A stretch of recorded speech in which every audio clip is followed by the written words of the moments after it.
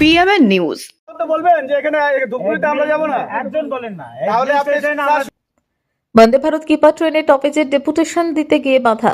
অসমের কামাখ্যা স্টেশন থেকে হাওড়াগামী বন্দে ভারত ত্রিপুরা ট্রেন ধূপগুড়িতে স্টপেজের দাবিতে ধূপগুড়ির বিভিন্ন ব্যবসায়ী সংগঠন আলিপুরদুয়ার রেলওয়ে ডিভিশন ম্যানেজারের অফিসে ডেপুটেশন দিতে আসেন, কিন্তু কর্তৃপক্ষের কেউ সেই ডেপুটেশন হাতে নিতে চাননি। রেলের জিআরপি কর্তার কাছে সেই রিপোর্টেশন জমা দেওয়ার কথা বলা হয়। কার্যত এই নিয়ে গন্ডগোল বেঁধে যায়। দীর্ঘক্ষণ এদের সাথে কথা বলেন এবং রেপুটেশন গ্রহণ করেন। তিনি বলেন তাদের এই দাবি ঊর্ধ্বতন কর্তৃপক্ষের কাছে জানানো হবে, মান্যতা দেওয়ার চেষ্টা হবে। সংগঠনের এক কর্মকর্তা অনিরুদ্ধ দাশগুপ্ত সাংবাদিকদের জানান তারা আশাবাদী, কিন্তু কিছুটা দিন অর্থাৎ মেয়াদ পেরোনোর পরও তারা অপেক্ষা করবেন। তারপরেও যদি রেল কর্তৃপক্ষ দাবি না রাখেন তবে ধূপগুড়িবাসী বৃহত্তর আন্দোলনে যাবেন। ভারত সরকারটা কে পরিচালনা করতেছে? আমরা তো মোদির লোক, তো মোদি আর মোদি কি ফারাক? একটু বলবো, হ্যাঁ, আমার কথা জিজ্ঞেস করেন, চাকরিটা কি মোদি দিয়েছে? না না না, আমরা পরীক্ষা দিয়ে আসছি 100 বার, কিন্তু আপনি বলছেন মোদির লোক। মোদির লোক দাদা, কেন্দ্র লোক আর কথা বলতে চাই না। এখানে আমাদের যেভাবে ব্যারিকেড করে রাখলো, যে আমাদের একটা শান্তিপূর্ণ আন্দোলন বা শান্তিপূর্ণ একটা দাবি, সেটা আমাদের এখানে রাস্তায় পথে বসে আমাদের করতে হচ্ছে। তো আজকে এইটাই তো, আর কি বলবো, এটাই তো আমাদের ক্ষোভ। ভিতর থেকে কি বললেন যে এখান থেকে একটা কাগজ, যেটা আমাদের দাবি, সেটাকে রিসিভ করে দিবে, ইনারা দিবে। তা আমরা তো ওনাদের সাথে দেখা করতে আসিনি, আমরা তো আসি ডিআরএম এর সাথে দেখা করতে। তার কোনো প্রতিনিধি থাকতো, এনারা তো আরপিএ, এনাদের সাথে কেন আমরা কথা বলবো?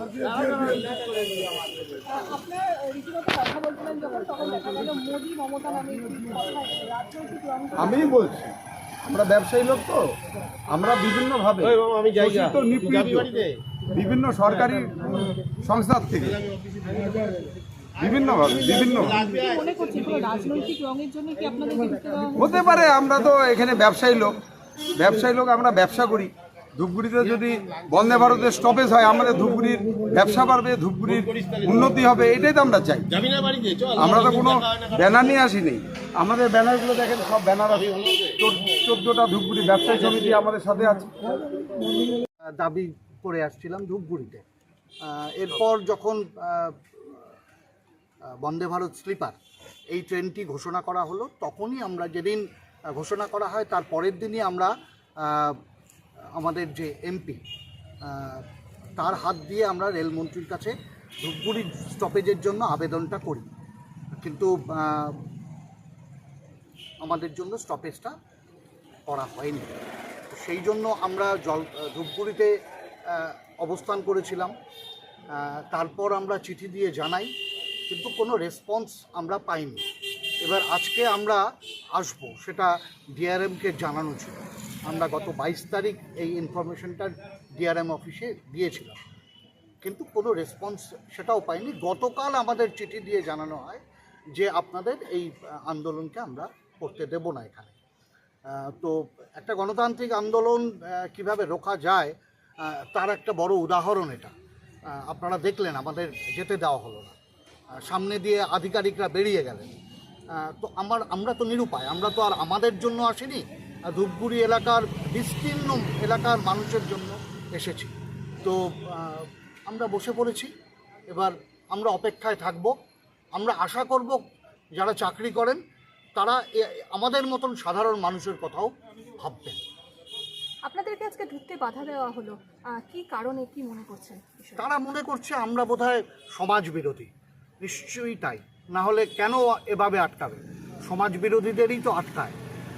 তারা যদি এই ভাবনা রেখে থাকে, থাকতেই পারে, কিন্তু আমরা খুব শান্তিপূর্ণভাবে এখানে অবস্থানে বসেছি। যতক্ষণ পর্যন্ত না আমাদের দাবিটা সহানুভূতির সাথে তারা নিচ্ছেন, ততক্ষণ পর্যন্ত এখানে আমরা থাকছি। মূলত কি কি দাবি রয়েছে আপনাদের? আমরা বন্দে ভারতের স্টপেজ চাইছি, স্লিপার, যেটা বন্দে ভারত স্লিপার। আপনাদের যদি আজকে ভেতরে ঢুকতে দেওয়া না হয়, তাহলে কি করবেন আপনারা? আমরা তো, এটা অন্য জায়গা, আমাদের নিজের জায়গা নয়। আলিপুরদুয়ার আমাদের ধূপগুড়ি থেকে অনেকটা দূরে। হয়তো শেষ পর্যন্ত ফিরে যেতে হবে। ফিরে গিয়ে কি করব, সেটা কিন্তু আমাদের কঠিনভাবে ভাবতে হবে। বন্ধ ডাকবো না রেল অবরোধ ডাকবো, সেগুলো ধূপগুড়ির মানুষকে নিয়ে বসে আমরা সিদ্ধান্ত নেব।